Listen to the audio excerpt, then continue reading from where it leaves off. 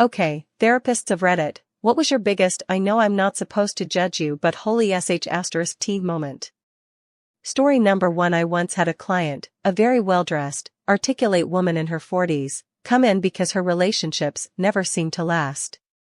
Seemed normal enough at first. Then she dropped this, "I just don't get why men don't want to stay after I test them." I asked her what she meant by test. She proceeded to tell me, without a hint of shame, that she would set traps for her partners, planting fake evidence of cheating, pretending she was pregnant, or even having her friends hit on them to see if they'd take the bait. The worst one? She once faked a medical emergency just to see if her boyfriend would drop his work meeting to be by her side. When he didn't, she broke up with him on the spot. She genuinely could not understand why she was single. Story number 2. One of my first clients told me he was struggling with low self-esteem and needed help with confidence. That's what he said. What he actually meant. He was in a 6-month-long online relationship with a woman who did not exist. Someone had been catfishing him, and he had sent this woman over $30,000. Even after showing him proof that the person he was talking to wasn't real, reverse image searches, duplicate social media accounts, the whole thing, he just shook his head and said, "Nah, I think you're wrong. We have a connection." He refused to believe it. I still think about him sometimes. Story number 3. A client once admitted that he had been lying to his family for over a year about having terminal cancer. And for what deeply emotional, complicated psychological reason did he do this? Because he wanted time off work to play video games. I sat there, absolutely floored, as he described how he let his mother cry in his arms, how his wife had started mentally preparing for a future without him, and how his boss fundraised thousands of dollars for his medical bills. And he was completely unbothered. His only concern was figuring out how to end the lie without looking like a bad person. I had to take a break after that session. Story number 4. I had a woman come in for couples therapy. The issue? Her husband was pulling away. After some digging, the husband admitted he felt incredibly uncomfortable because his wife had been breastfeeding their son for 6 years. Yes, 6 years. But that wasn't even the wildest part. The wife's response? "You're just jealous, because he gets more of my attention than you do." I had to keep the most neutral face of my career. Story number 5. One guy came in for anger management, saying he was having a hard time controlling his temper. Turns out his version of having a hard time meant that he had intentionally crashed his car into his ex's parked vehicle because she had disrespected him. Then, he faked a hit-and-run report and made her pay for the damages. The entire session, he kept framing it like he was the victim. I had to remind myself to keep my expression neutral while internally thinking, "Oh, you're just an actual psychopath." Story number 6. I once had a man, a very successful executive, tell me that he was struggling with guilt. I asked why. He sighed deeply and said, "Because I want to cheat on my wife." I prepared for a conversation about temptation, marriage struggles, emotional disconnect, something deeper. But no. He clarified, "I already did. A lot. But now I feel bad about it, and that's hard for me." This man wanted therapy because his own guilt was annoying him. I don't think I've ever had to work harder not to react. Story number 7. A woman came in after a brutal breakup. She was crying, shaking, the works. Told me her boyfriend had abandoned her out of nowhere. As I talked to her more, I learned she had been secretly living in his attic for 2 weeks after he tried to break up with her. She had a whole setup up there, food, blankets, a flashlight. She only came down when she was sure he was at work, then crawled back up before he got home. Eventually, she got caught when she knocked over a lamp climbing out of the attic at night. She was genuinely upset that he overreacted by calling the cops. Story number 8. One of the worst ones was a woman who admitted she had been swapping her birth control pills with sugar pills for over a year without telling her husband. I asked her why. She shrugged and said, "Because he wouldn't agree to a baby otherwise." She saw nothing wrong with it. Meanwhile, this poor man thought they were just having bad luck conceiving. I had to gently tell her that what she was describing was, legally speaking, a crime. She just blinked at me like I was being dramatic. Story number 9. A man came to me for help dealing with his messy divorce. Sounds normal, right? Except the entire reason for the divorce was that his wife walked in on him licking their nanny's shoes. Not kissing the nanny. Licking her actual shoes. I thought he was using it as some weird metaphor, but no. He was literally on the floor, tongue on the sole of her boot, when his wife came home early. His main concern? Not that he cheated. Not that his wife was devastated. He was upset that the nanny quit and wouldn't return his calls. Story number 10. Had a woman come in for trust issues. That's how she worded it. After a little digging, she admitted she had been breaking into her boyfriend's house at night just to go through his phone while he slept. She had a copy of his house key that he didn't know about.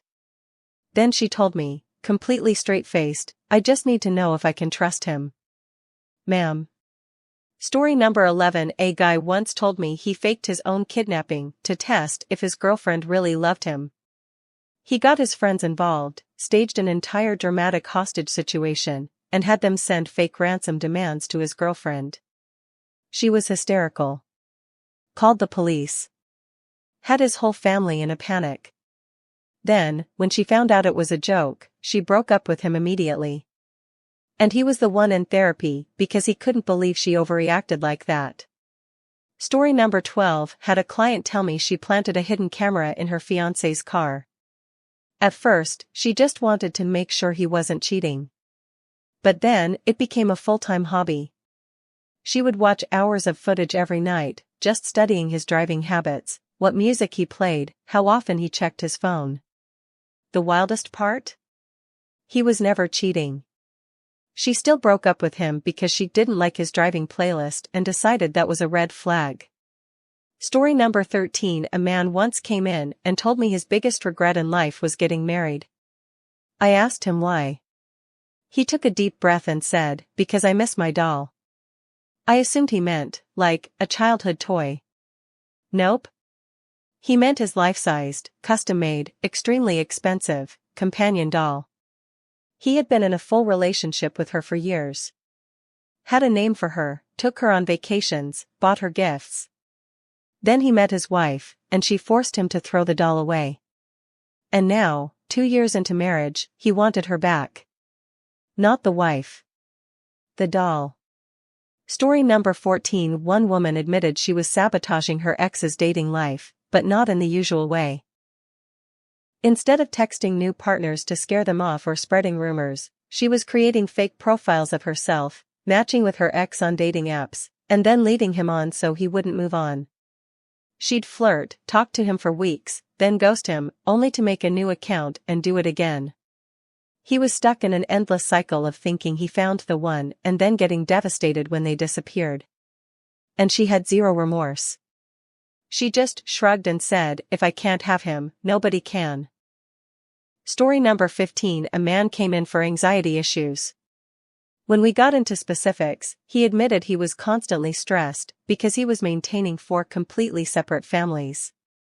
4. Each woman thought she was the only one. He had 4 houses, 4 sets of kids, 4 different schedules. He even had separate phones and social media accounts. He would tell one wife he was on a business trip, while he was actually at his other family's house playing dad. This man was living an entire sitcom plot in real life. I asked him how he wasn't exhausted. He sighed and said, "That's why I'm here." Story number 16. One of the worst stories I ever heard was from a man who confessed that he had deliberately convinced his wife she was losing her mind. He would move things around the house, change her alarms, delete her texts, and even turn off the oven while she was cooking, just to make her think she was being forgetful. It worked. She started doubting herself, thinking she had memory issues, even went to a doctor. And then, after nearly a year of this, he left her. His reason? She's just too unstable for me. I have never wanted to throw my chair across the room more in my life. Story number 17. A woman came in because she felt trapped in her marriage. Her husband was loving, supportive, a great father. So what was the issue? She confessed, after much hesitation, that she had an entire secret second husband. Like, a whole other legal marriage with a man in another state. Neither husband knew about the other. She had been living a double life for almost 8 years.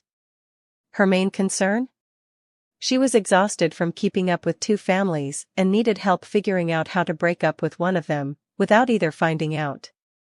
Story number 18. A guy came to me, absolutely distraught, saying his fiancée suddenly left him with no explanation. I asked if there were any issues leading up to it. He swore everything was perfect. A few sessions in, he let it slip that, as a joke, he had been secretly swapping her shampoo with hair removal cream. For months. Her hair started thinning, falling out in clumps. She was terrified, saw doctors, did tests, thought she had a disease. Then one day, she caught him laughing about it with his friends. And he still didn't get why she left. Story number 19. One client admitted he had spent over a year making anonymous complaints about his neighbor to their HOA, just to get them evicted. Why? Because they parked 1 inch too close to his driveway. He faked noise complaints, staged pictures, made up safety violations. Eventually, the HOA fined the neighbors into moving. He watched them pack up and leave, completely satisfied with himself. Then, a new neighbor moved in, and he started doing it all over again. I pointed out that he seemed to enjoy ruining people's lives. He just shrugged and said, "It's a hobby." Story number 20. A woman came in, saying she had been struggling with guilt. After some prying, she confessed, she had faked a pregnancy to keep her boyfriend from leaving. She even went as far as buying ultrasound photos online and wearing a fake belly. For months, he was fully committed to becoming a dad. She let him build a nursery, tell his family, and even pick out names. Then, when she was 7 months along, she faked a miscarriage. Her biggest problem? She was mad that he still left her. Story number 21. Had a client who was furious because his wife had secretly installed cameras in their house. I asked if she had trust issues. He said, yeah, because I cheat on her. So, just to be clear, he was mad at her for catching him. Not for the cheating. Not for the lying. But because he felt violated.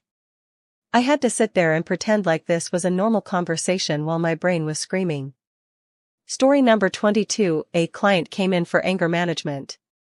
He claimed his only issue was a little road rage. Turned out his little road rage meant he had been intentionally ramming into people's cars for minor inconveniences. Someone cut him off? Bam. Someone didn't use a turn signal? He'd sideswipe them. He would speed away before they could react and act like nothing happened. He had done this at least 10 times before getting caught. The only reason he sought therapy? His insurance made him. Story number 23. A man told me, with zero shame, that he had been stealing pets from his neighbors. Dogs, cats, even a parrot. Not for money. Not to sell. Just because he thought his neighbors didn't deserve them. He would see a dog tied up outside for more than a few minutes. Gone. A cat sitting alone on a porch. Snatched. The worst part? He'd give them away to random people, fully believing he was rescuing them. Dozens of pets, just taken.